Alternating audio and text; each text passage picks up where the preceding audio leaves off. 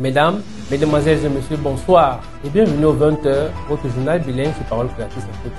D'abord les titres. C'est à cœur ouvert que le révérend pasteur Samuel Baoya parlait encore ce dimanche à ses fidèles. L'appel au ministère, c'est la thématique qu'il choisit pour encourager les uns et les autres. Le compte rendu de ce sermon béni, c'est dans le 20h.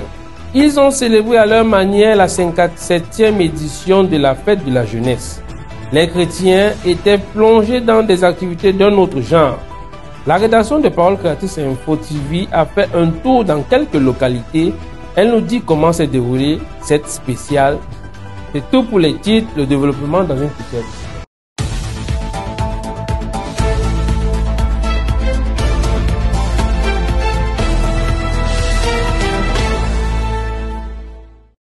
Let's begin this news with a look back to see what marked the news in our various mothers' assemblies. Balino Zugia give us an update. It was quite a blessed week for brothers and sisters of Yahshua Hamashiach Tabernacle, Love Divine Sanctuary and Shalom Tabernacle Edea to stay at their duty last week to listen to the word of God and to commune with God. While on Wednesday and Friday evenings, all the churches listened in autonomy to the tape entitled The Voice of God in These Last Days. The prophet makes us understand that there are several voices in the world that turn us and God's children away from listening to the voice of God. And today, says the prophet Branham, one of the reasons why the church is in the state it is in is that there are so many voices, so many other voices that turn the church away from the voice of God. They are so numerous that it is very likely that many will not hear the voice of God, even if they were pronounced in the midst of them. On Sunday, it was the Pastor Baoya Samuel who brought a wonderful sermon entitled The Call to the Ministry or the Vocation of Gideon. We must be willing to walk where God has placed us, and we must not run away from the Lord's commission, looking for excuses. Overcome false truth, shame and fear to do the will of God. Last Sunday was, by God's grace, a special one. A really special meeting under the theme Gideon's Vocation, a blessing for the various churches. This is the report of Merveille Baoya. Yahshua Hamashiach Tabernacle was the host assembly this Sunday, 12 February 2022, from where was connected the Love Divine Sanctuary Douala, Shalom Tabernacle Edea, and some other churches. After the moment of silence and praises respected by the various song leaders, here Mount Pastor Baoya Samuel on the pulpit. After a series of announcements, the man of God went forward reading in the book of Judges chapter 6 verse 12 to 20 and enters in his sermon entitled The Call to the Ministry or Gideon's Vocation. He will say, those that God chose to perform a certain ministry always run away from the task. It's inevitable, he added. He took the example of Jonas, Gideon, to name but a few, who made it possible to run God's commission. But yet, God will still permit these ones to remain alive on this earth because of the work they have to accomplish. He will say, when God sends you, forget about what people are saying and follow the vision. It is in this light that the Holy Spirit conducted his vessel on this day, and the congregation was satisfied as usual when they received the spiritual food in due season. It is in this great anxiousness that this latter will give their offering, go back home, awaiting for the next meeting day for the continuity of this wonderful message. Une fois de plus, cette semaine, comme d'habitude d'ailleurs, le Saint-Esprit était au grand rendez-vous, que ce soit au Love Divine Sanctuary à Douala, au Yahshua Hamashiach Tabernacle de Yaoundé, comme au Shalom Tabernacle de Deya. Voici pour vous le compte rendu de Rebecca Azufak.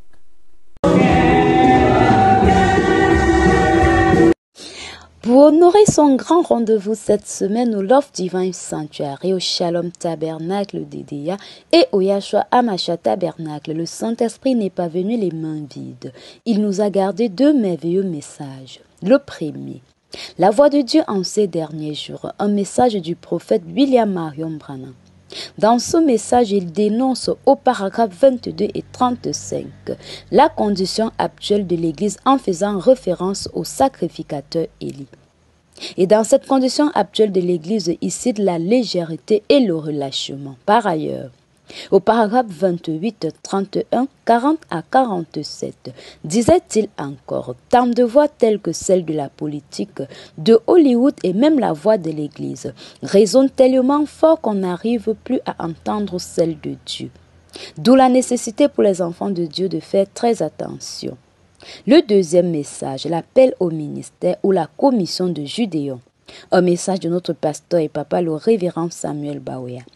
Ici encore, disait-il dans ses propos majestueux, que vous soyez un frère ou une sœur, chacun de nous a quelque chose à faire dans la maison de Dieu.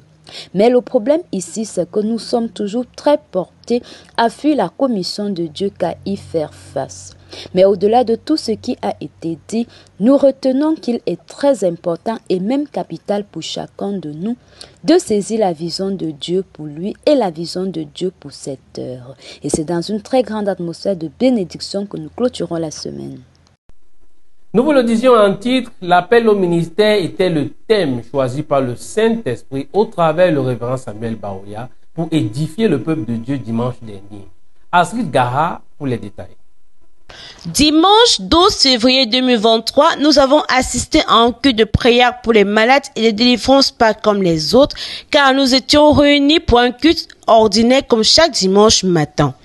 Les chrétiens du Love Divine Sanctuary et du Shalom Tabernacle d'Edea étaient connectés au Yahshua Hamashiach Tabernacle où on recevait le révérend Samuel Baoya, prédicateur du jour. Élu dans Juge 6, verset 12 à 24, avec pour thème l'appel au ministère ou la vocation de Gédéon. Le pasteur commença par dire « Dieu est derrière tout ce qui se passe ». Nous devons avoir une relation personnelle avec Dieu si nous sommes réellement des fils et des filles de Dieu. Il nous parlera d'une manière ou d'une autre car il ne change jamais sa manière de faire. Et personne ne peut interpréter la parole de Dieu car Dieu est son propre interprète et il interprète sa parole en l'accomplissant. Le pasteur invite également les chantres et les musiciens à bien chanter car la musique guérit, soulage et même délivre. Nous sommes le sel de la terre et la lumière du monde. Le message du pasteur pour nous ce dimanche matin est de prononcer les paroles de vérité sur nous-mêmes et être sincères. Et nous devons croire en nous-mêmes. Le pasteur parle également des noms que nous donnons à nos enfants, car ces noms ont une influence soit positive ou soit négative. Une onction est tombée sur le pasteur et il a directement demandé qui est malade ici. Que celui qui est malade se lève et passe à la ligne de prière.